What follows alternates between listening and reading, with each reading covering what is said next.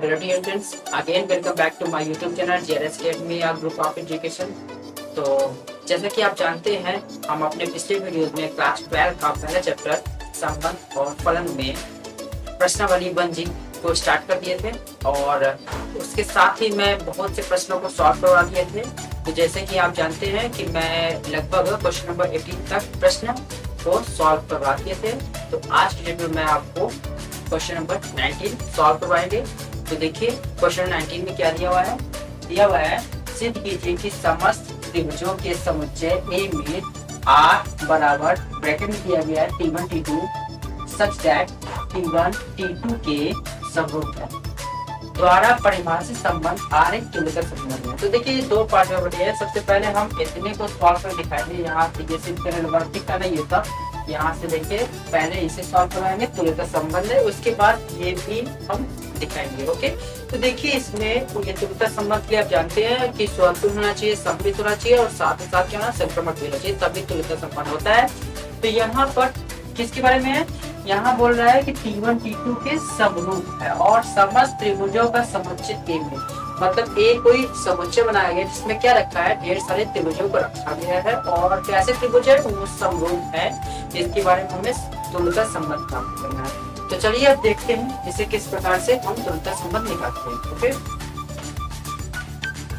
तो देखिए यहाँ पर मैंने तीन त्रिभुज ले लिया है T1 T2 T3। आप जानते हैं तीन क्यों मैंने लिया है, क्योंकि आप जानते हैं संक्रमक में तीसरे त्रिभुज की आवश्यकता पड़ती है। यहाँ पे तो सिर्फ T1 T2 दिया है, तो तीसरा भी मैं आपको मान लेता हूँ, संक्रमक में इसकी आवश्यकता पड़ती है। ओके, तो देखिए यहाँ पे हमें तुल्यता संबंध सिद्ध करना है। तो तुल्यता संबंध लिखना चाहिए स्वतुल्य, सममित और संक्रमक होना चाहिए। ओके, तो देखिए करना क्या है, सबसे पहले देखते हैं ये स्वतुल्य है कि नहीं है। तो स्वतुल्य के लिए क्या होगा, यहाँ पे लिख देते हैं स्वतुल्य। स्वतुल्य तो देखिए यहाँ पर चूंकि चूंकि जानते क्या है, प्रत्येक त्रिभुज होते हैं, चूंकि प्रत्येक समरूप त्रिभुज स्वयं के भी क्या होते हैं, समरूप होते हैं। जैसे कि बात करते हैं ना, प्रत्येक समरूप त्रिभुज, जैसे कि ये कोई समरूप त्रिभुज है, ये तीनों है ना, तो इसके बाद ये समरूप है, तो इसका समरूप ये खुद भी समरूप ही तो है। अगर सिमिलरली ऐसा बना दिया जाए आकृति T1 इस हो तब भी वो क्या खुद का समरूप होता है। इसलिए यहाँ पे लिखिए मैं, चूंकि समरूप त्रिभुज स्वयं के भी समरूप होते हैं। ओके, तो यहाँ पे समरूप हमें सिद्ध करना था ना, T1 T2 किस प्रकार है, समरूप है।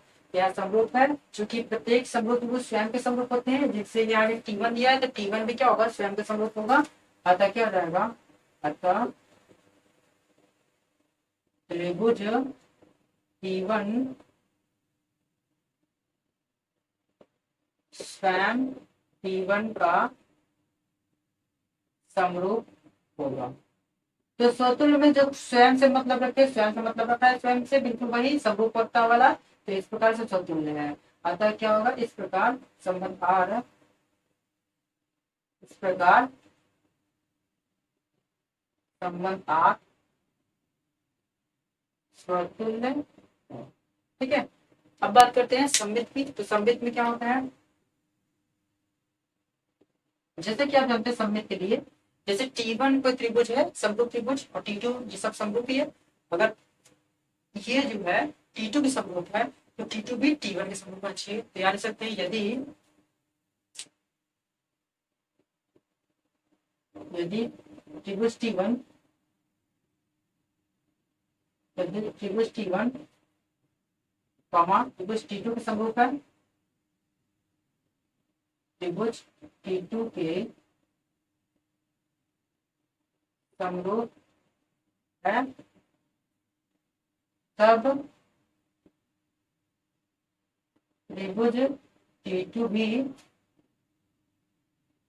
त्रिभुज T1 के समरूप होगी। तो ये सही बात है ना, समरूप है। अगर T1 जो है T2 का समरूप है तो T2 भी T1 समरूप होगा। ओके, बस यही होता है। अतः क्या हो जाएगा, अतः क्या है, संबंध R सममित अब बात करते हैं किसके बारे में, सममित भी हो गया, संक्रमक के बारे में। ठीक है, तो संक्रमक में क्या होता है, देखिए संक्रमक में होगा क्या, यदि त्रिभुज T1 T2 तथा देखो ए बी हो गया, बी सी में क्या आएगा T2 T3, यदि त्रिभुज T1 T2 तथा T2 T3 क्या है, समरूप है, तब क्या होना चाहिए, देखिए यहाँ पे ये हटा देंगे, क्या हो जाएगा T1 T3 भी समरूप होगा। ठीक है, तब त्रिभुज T1 T2 भी समरूप होगा, यहाँ त्रिभुज ले सकते हैं, तब त्रिभुज T1 T2 भी समरूप होगा। इस प्रकार से आपने देखा ये समरूप है ही, अगर ये इसके समरूप है और ये वाला इसके समरूप है तो ये इसके समरूप होगा नहीं होगा, क्योंकि तीनों समरूप है तो आपस में ये इसके समरूप होंगे। फिर अतः क्या लिखेंगे, अतः संबंध आर क्या है, संक्रमक संक्रमक है। अब देखा आपने इस प्रकार से यहाँ क्या हुआ, तुल्यता संबंध के लिए देखिए स्वतुल्य भी है, सममित भी है और संक्रमक है। जब तीनों में तो क्या है, एक प्रकार का तुल्यता संबंध है, या लिख सकते हैं आप अतः संबंध अतः संबंध आर एक तुल्यता संबंध, एक तुल्यता संबंध। ओके, तो इस प्रकार देखा आपने क्वेश्चन नंबर 19 का ये तुल्यता संबंध तो हो गया। अब हम इसके बाद ये जो 3 4 5 भुजा वाले समकोण त्रिभुज T1 इतना भुजा वाले समकोण त्रिभुज T2 दिख रहा है ना, ये सब के बारे में भी करते हैं। ओके, तो अब देखिए जैसे हमने तुल्यता संबंध के बारे में बताया वैसे इसको भी करते हैं नीचे वाले प्रश्न को। तो इसमें क्या दिया है, भुजाओं 3 4 5 वाले समकोण त्रिभुज T1, भुजाओं इतने वाले समकोण त्रिभुज T2 तथा भुजाओं इतने वाले समकोण त्रिभुज T3 पर विचार करेंगे। तो तीनों विचार करते हैं, तो यहाँ लिख लेते हैं भुजाओं 3 4 5 वाले समकोण त्रिभुज T1 भुजाओं 5 12 13 वाले समकोण त्रिभुज T2 तथा लिखते लास्ट में भुजाओं 6 8 10 वाले समकोण त्रिभुज T3 है। अब ये तीनों है तो इसमें से क्या करेंगे, देखिए अब हमें देखना है कि समकोण त्रिभुज इतने में विचार करिए और T1 T2 T3 में कौन से त्रिभुज परस्पर संबंधित है। देखिए ये सब त्रिभुज थे, T1 की बात करें चाहे T2 की बात करें या फिर हम T3 की बात करें, तीनों कैसे थे यहाँ पे आपको शुरुआत दिखा था कि T1 T2 कैसे समरूप है, तो T3 भी समरूप था, हमने देख चुके हैं। अब क्या है, ये समरूप है तो समरूप की क्या होती है, समानुपात जो होता है समान होता है। तो यहाँ अनुपातिक में करेंगे इनको, जैसे कि इसका देखिए इसमें समानुपात है, क्या इनको डिवाइड करेंगे 3/5 कुछ मिल रहा है पहले ऐसे जो तीनों समान मिले, नहीं 3/5 मिला, 4/5 मिला, 5/13 मिला, तो तीनों का अनुपात समान मिलेगा, नहीं मिलेगा। तो इसमें जानते हैं इसका अनुपात इसके बराबर होगा, देखिए अगर 3/6 करेंगे तो 1/2 मिलेगा, 4/8 करेंगे तो 1/2 मिलेगा, 5/10 मिलेगा तो 1/2 मिलेगा। आपको इजीली दिख जाएगा कि उसका अनुपात मतलब डिवाइड करने के बाद समानुपात इसका बजाय इसके, इसके बजाय इसके, इसका बजाय इसके अनुपात साथ में करेंगे तो क्या है समानुपात आएंगे, मतलब सेम आएंगे। ठीक है, कैसे, जैसे कि कितना 3/3 कितना लिखेंगे 6, चूंकि लिख देंगे 3/6 और क्या 4/8 बराबर कितना जाएगा 5/10 बराबर सब काटने कितना होगा 1/2। ठीक है, 1/2 था, इस सब में 1/2 ही आ रहा है तो 1/2 मिला, किसको काटेंगे 1/2, इसको काटेंगे 1/2, इसको काटेंगे 1/2 मिला 1/2। जब 1/2 मिला तो यहाँ लिखेंगे इस प्रकार त्रिभुज, ये किससे आया T1 और T3 से आया, ये दोनों बस। तो ये अतः त्रिभुज क्या है T1 तथा T3 के भुजाएं आपस में समानुपातिक है, समानुपातिक है, इसलिए ये समरूप भी होगा। इसलिए T1 तथा T3 समरूप है। अब समरूप है तो फिर क्या करना है, जब समरूप है तो ये दोनों आपस में संबंधित है कि नहीं है, अतः क्या हो जाएगा, अतः T1 तथा T3 क्या त्रिभुज परस्पर संबंधित है। ठीक है, संबंधित है। ठीक है, ये कहा था इसमें कि कौन से त्रिभुज परस्पर संबंधित है, तो T1 T3 जो है त्रिभुज परस्पर संबंधित है। तो इस प्रकार देखा आपने क्वेश्चन नंबर 19 भी यहाँ पे समाप्त होता है। तो चलिए अब हम अगले प्रश्न करते हैं। अब चलिए अगला प्रश्न क्वेश्चन नंबर 20 सॉल्व करते हैं। देखिए क्वेश्चन 20 में क्या दिया है, सिद्ध कीजिए कि समस्त बहुभुज के समुच्चय A में, मतलब समस्त एक बहुभुज है, बहुभुज जानते हैं, और जैसे कि कोई भी दो भुजाओं से बड़ी आकृति को क्या बोलते हैं, बहुभुज। जैसे कि त्रिभुज भी एक बहुभुज में आता है, उसके बाद चतुर्भुज होता है, पंचभुज होता है, षष्ठभुज होता है, ये सब बहुभुज ही होता है। तो उस बहुभुज के समुच्चय किसमें, A में। ठीक है, इसमें R बराबर दिया P1 P2, जहाँ P1 P2 क्या है, भुजाओं की संख्या समान है। मतलब अगर हम त्रिभुज का कलेक्शन करेंगे भुजाओं में, तो उनकी भुजाओं की संख्या क्या होगी, समान होगी। अगर 3 है त्रिभुज में 3 ही होगा, चतुर्भुज में होगा तो चतुर्भुज को रखा जाएगा, पंचभुज रखा जाएगा तो पंचभुज में 5 भुजाओं को रखा जाएगा। ओके, इस प्रकार से कह रहा है संबंध आर एक तुल्यता संबंध हमें दिखाना है। तो पहला प्रश्न ये रहा, हमें तुल्यता संबंध दिखाना है। तो देखिए सबसे पहले हम क्या निकालेंगे इसमें, अगर बात करेंगे तो स्वतुल्य की बात करते हैं। तो स्वतुल्य ये होल नहीं होगा, जो स्वतुल्य है, चूंकि प्रत्येक बहुभुज में भुजाओं की संख्या स्वयं के भुजाओं की संख्या स्वयं में या फिर स्वयं के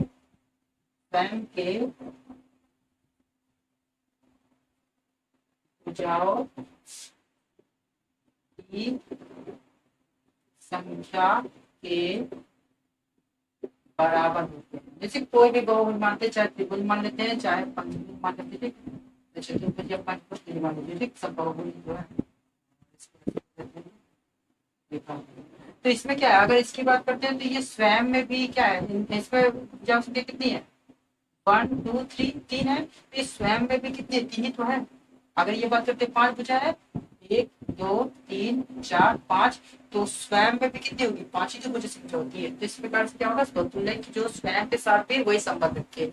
अगर अदर के लिए क्या होगा, बहुभुज है उसमें संख्या जो है वही स्वयं में संख्या है। ठीक है, इस प्रकार से ये स्वतुल्य है। अब बात करते हैं किसमें, बात करते हैं हम इसमें, तो किसकी बात करते थे कि यहाँ P से रिप्रेजेंट किया गया बहुभुज को। तो यहाँ मान लीजिए कोई बहुभुज क्या है, P है। ठीक है, P रहेगा तो P साथ होगा, P1 मानेंगे तो P1 साथ रहेगा। तो बस इतना ही काफी रहेगा इसके लिए। अब बात करते हैं सममित की। ठीक, तो सममित में क्या होगा, देखिए सममित में जैसे कि बात करते हैं, यहाँ पे P1 P2 था कि भुजाओं की संख्या समान है सब में, तो यहाँ P1 P2 ही लिख के दिखा सकते हैं, चाहे यहाँ P1 लिख सकते हैं। करेंगे चुप, यदि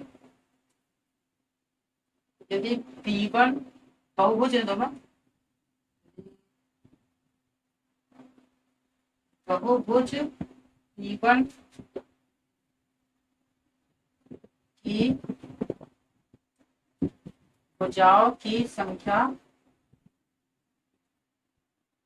ठीक है, भुजाओं की संख्या n, यदि बहुभुज क्या है, P1 की भुजाओं संख्या कितनी है, n है, तथा P2 की भुजाओं की संख्या n है। तो यहाँ पे आपने क्या देखा, P1 की भुजा संख्या कितनी n है और P2 की भुजा संख्या कितनी n है। तो जो इस भुजा में होगा वो दूसरे साथ भी वही होना चाहिए। ठीक, या दूसरे में अगर Pn है तो पहले में क्या होगा, n ही होगा। दोनों में संख्या समान है ना, n और n, देखिए दोनों संख्याएं समान है, यहाँ भी n है और P2 में भी क्या n है, तो n है तो इतना होना चाहिए, यहाँ हाई टेबल लिखिए होगी n होगी। जब ऐसा कंडीशन होगा तब क्या होगा, ये सममित। ओके, तो यानी कि ये आता क्या है, ये सममित, ठीक है। अतः संबंध आर क्या है, सममित है, ठीक है। यहाँ लिख सकते हैं, यहाँ लिखेंगे समतुल्य है, यहाँ लिख सकते हैं क्या, अतः संबंध आर क्या है, स्वतुल्य, ठीक है, ये हो गया। अब बात करते हैं किस बारे में, संक्रमण।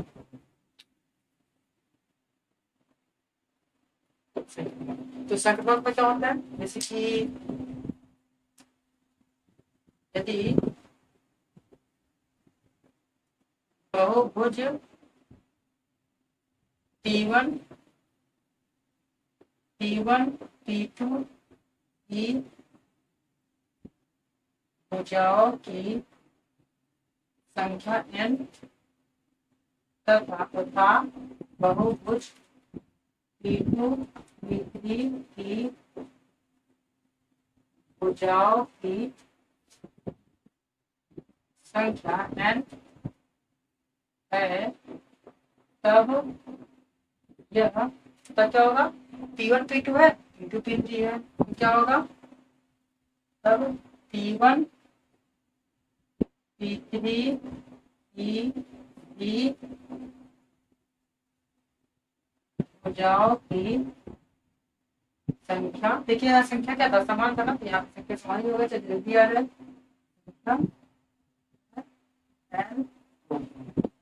जब ऐसा कंडीशन हो रहा है तो यहाँ क्या संक्रमण है, अतः क्या लिखेंगे, अतः संबंध आर, जब ये संक्रमण है तो यहाँ तुल्यता संबंध स्थापित करना, तो देखिए आर क्या तुल्यता संबंध है, इस प्रकार से संबंध आर क्या है, तुल्यता संबंध है। इस प्रकार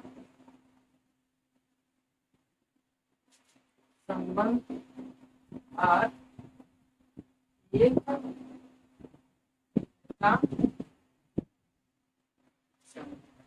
आपने देखा, तो इस तरह से आपको क्वेश्चन नंबर 20 का ये तुल्यता संबंध बड़ा समाप्त होता है।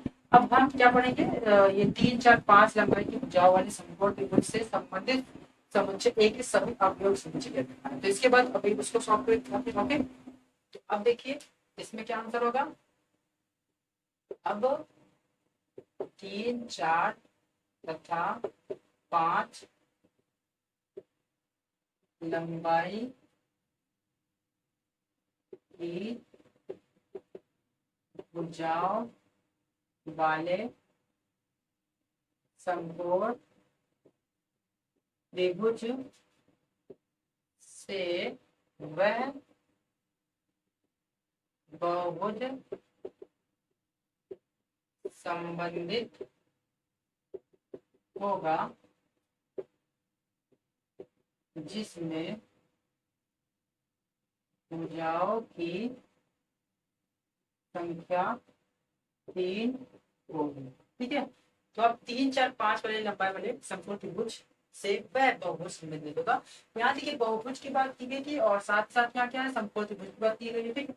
तो कह रहा है संबंधित समुच्चय ए के सभी अवयव, तो ए के सभी अवयव समुच्चय ए में जानते हैं ढेर सारे क्या है आपके पास, बहुभुज है, ठीक है, बहुभुज है और बहुभुज में भुजाओं की संख्या समान है, ठीक है। तो ढेर से बहुभुज, तो जानते हैं ये 3 4 5 लंबाई वाले बहुभुज कैसे दिख रहा है आपको, जाहिर सी बात है 3 4 5 लंबाई के वाले बहुभुज जो है समकोण त्रिभुज संबंधित उस बहुभुज से संबंधित होगा जिसमें भुजाओं की संख्या 3 है। तो ये जो क्वेश्चन बना है वो बहुभुज, ऐसे बहुभुज को लिया गया जिसमें क्या हो रहा है, भुजाओं की संख्या क्या बन रही है 3, और भुजाओं की संख्या 3, तो 3 4 5 वाले क्या होगा, समकोण त्रिभुज में संबंधित होगा। ओके, अतः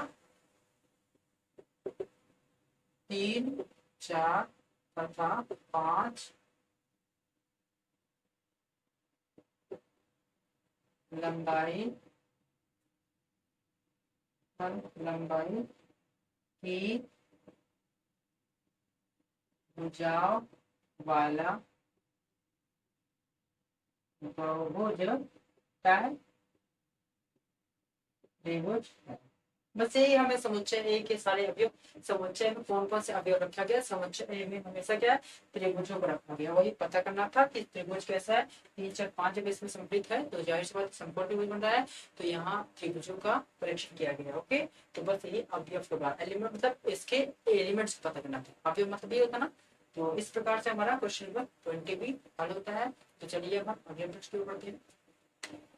अब हम क्वेश्चन नंबर 21 सॉल्व करते हैं। तो देखिए क्वेश्चन नंबर 21 में क्या दिया है, मान लीजिए कि एक्स वाई तल में स्थित समस्त रेखाओं का समुच्चय क्या है, एल है, और एल में आर इस प्रकार दिया गया है जहाँ L1 समांतर L2 के। तो जाहिर सी बात है यहाँ द्वारा परिभाषित संबंध क्या आर है, और जानते हैं यहाँ समस्त रेखाओं का समुच्चय है, ठीक है, और समांतर की बात कर रहा है, मतलब दो रेखाएं जो है आपस में क्या है, समांतर है, एक L1 है दूसरा L2 है। तो देखिए इस टाइप प्रश्न मैं पिछले वीडियोस में मैं करवा ही चुका हूँ, क्योंकि आपने देखा होगा दो समांतर रेखाओं के बीच में मैं बताया था ना सवाल, तो आप अपने से ढूंढिएगा और उस पर आप तुरंत संबंध निकालिएगा। उसमें आपको कुछ हिंट मिल जाएगा, पिछली वीडियोस में देख लेंगे जो समांतर संबंध स्थापित करते हैं, उसी तरह से इसको भी आप तुल्यता संबंध स्थापित कर दीजिए, ठीक है। ओके, तो इस प्रकार से आपको यहाँ तक तो हो ही जाएगा तुल्यता संबंध तक।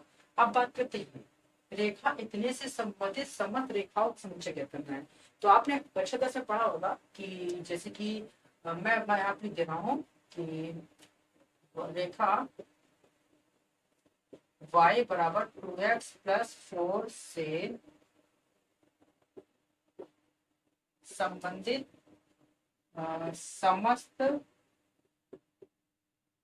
रेखाओं का समुच्चय, जानते क्या मान लेंगे, y बराबर 2x प्लस सी है, यही है, ठीक है। जहां क्या हो रहा है, जहां पर सी जो है बिलोंग कर रहा है आर से, ठीक है, आर, ठीक है, ये चीज है। अब यहाँ कैसे समझेंगे कि ये भी हमें क्या निकालना था, समस्त रेखाओं का समुच्चय। तो जितनी भी रेखाएं होंगे जो कि समांतर होंगे उनका समस्त कैसे निकालोगे, रेखाएं होंगे समांतर, समांतर रेखाओं का समुच्चय चाहिए। तो देखिए ये समांतर ही होगा, समांतर होने पहचान क्या होता है जानते हैं ना आप समांतर होने की पहचान देखा होगा, a1/a2 equal to b1/b2 does not equal to c1/c2। आप थोड़ा दिमाग पे जोर डालिएगा, तो ये कक्षा 10 में आपने इस तरह से पढ़ा था, जहां पर ये क्या होता है, समांतर होने का प्रतिबंध, ठीक है, समांतर इस तरह कंडीशन मिलेगी तो समांतर होगा। तो यहाँ आप देख सकते हैं, यहाँ C के मान पे निर्भर करेगा, C का मान R की जगह पर कुछ भी रख दीजिए, बस 4 रखिए, ठीक है, कुछ भी 4 भी रख देंगे तो बराबर नहीं आना चाहिए, बराबर नहीं आना चाहिए, तो 4 के अलावा कुछ और रख दीजिए, ठीक है, R की जगह पे डिफरेंट टाइप कुछ भी रखिए, वो सभी क्या होगा, बराबर नहीं है, कि इसका अनुपात क्या जाएगा, देखिए इसका अनुपात कितना मिला, y के वैल्यू अनुपात देखेंगे, इसका 1 गुणा यहाँ 2 गुणा है, ठीक, 2 गुणा है, तो यहाँ पर कितना होगा 1 ही आएगा, यहाँ पर आएगा तो यहाँ 4 रखेंगे तो 1 हो जाएगा, तो 4 के अलावा कोई दूसरा रखेंगे, ठीक, जैसे माइनस रख लीजिए और +2 रख लीजिए, कुछ रख लीजिए, तो यहाँ इस तरह कंडीशन बन जाएगा, ठीक। कैसे मैं दिखा रहा हूँ, जैसे की बात कर रहा हूँ, इसमें ये इसमें गुणा कितना है, देखिए अगर बात करेंगे इसको सही क्रम में लिखेंगे, जैसे कि 2x पहले लिख दीजिए, y को दबेंगे क्या होगा माइनस में y, और यहाँ पे क्या है, उधर साइड में क्या था, प्लस में 4 था, ऊपर कितना 0। तो इससे क्या तुलना करेंगे, a1x होता है प्लस b1y प्लस c1 बराबर 0 से तुलना करेंगे, तो a1 की वैल्यू कितनी होगी 2 आ गई, b1 की वैल्यू कितनी आ गई -1, कुछ नहीं है तो क्या होगा -1, यहाँ कुछ नहीं गुणा तो -1 होगा, क्योंकि माइनस था और 1 हो गया, और c1 कितनी होगी 4 होगी, ठीक है। अब बात करते हैं इसके लिए, तो कितना होगा इसके लिए बात करेंगे तो 2x माइनस वाई और प्लस सी के लिए कोई भी अंक ले लीजिए, मान लीजिए मैं 2 लेता हूँ, ठीक है, तो ले लिया मैंने 2 ले लिया, तो यहाँ क्या होगा प्लस में 2 इक्वल टू 0, ठीक है, तो यहाँ क्या होगा a1x प्लस a2 चलेगा, a1 से जो बना a2x plus b2y plus c2 बराबर 0। तो यहाँ पर देखिए a2 वैल्यू कितनी होगी 2 हो गई, और b2 वैल्यू कितनी होगी -1 होगी, और c2 वैल्यू कितनी होगी 2 होगी। अब इसका अनुपात इस तरह करते हैं, देखिए इस तरह से मिलेगा, तो a1 की वैल्यू कितनी होगी, देखिए a1 की वैल्यू कितनी है यहाँ पे, a1 की वैल्यू है यहाँ पर, a1 की वैल्यू कितनी है 2 है, और a2 वैल्यू कितनी है 2 है, b1 की वैल्यू कितनी है -1, b2 वैल्यू कितनी है तो -1, c1 वैल्यू कितनी है 4, c2 वैल्यू कितनी है 2 है। तो यहाँ देखिए ये दोनों कट जाएगा, कितना मिलेगा 1, ये दोनों कट जाएगा माइनस 1 कट जाएगा, 1/1 यहाँ कटेगा तो कितना होगा 2 1 2 2 2 4, तो यहाँ पे मिला 1 1 2, यहाँ क्या मिलेगा 1 equal to 1 does not equal to 2, क्योंकि 1 1 बराबर लेकिन 2 का बराबर नहीं होगा, तो इस प्रकार से इस तरह संबंध स्थापित किया तो समांतर होगा। इसी प्रकार हमारा जो प्रश्नावली 1G है यही समाप्त होता है।